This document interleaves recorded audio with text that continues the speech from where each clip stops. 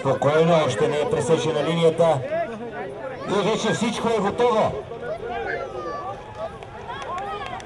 Лиолан Дайс и Венци Пискинлиев на първо. Лиолан на второ. На трета позиция Миси Бранш.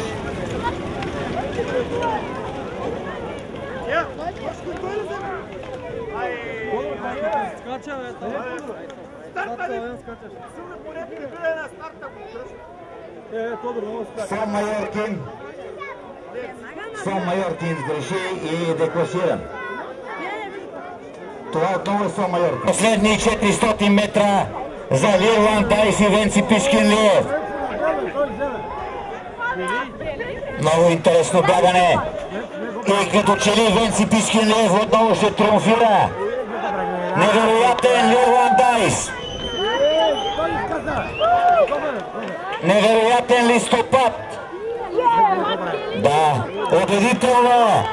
Венци Пискинлиев и Лиолан Дайс. Браво, браво Лиолан Дайс, Венци Пискинлиев. На втора позиция Ливо Неверне и Майк Валентинов.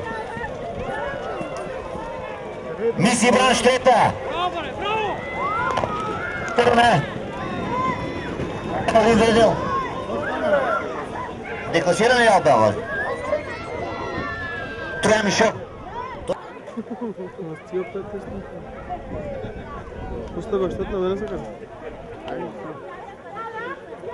Ще се на тематика.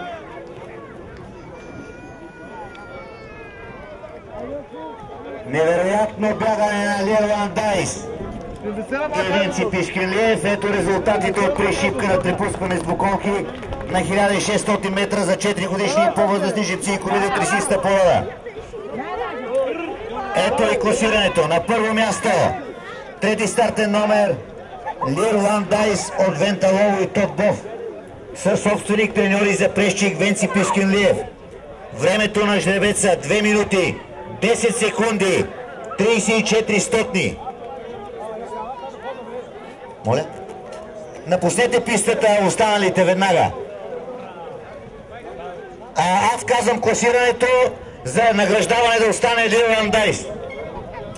На второ място Ливо Неверне, кастрат от Торнадо Нивернайс и Джим Хаутвен, собственик и треньор Бисер Ангелов, запрещик Майк Валентинов с време 2 минути 15 секунди и 50 стотни. Трети остана Миси Бранш от Мис Айрборн и Фантом Леврох, собственик и треньор Георги Генчев, запрещик Борис Генчев с време 2 минути 19 секунди 97 стотни.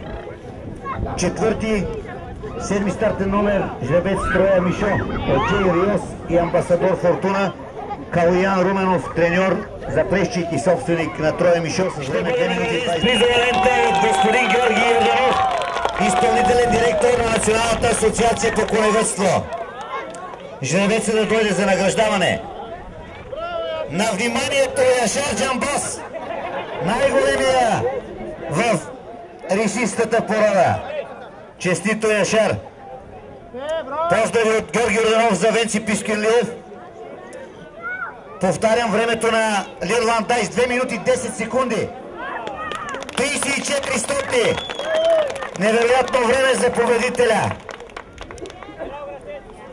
12 годишния Лиолан Дайс. 32 старт, 28 или 9-та победа. На вниманието на публиката Лиолан Дайс и Яшар Джамбас. И сега вашите заслужени аплодисменти за Венци Пискинлиев и жребец Лиолан Дайс.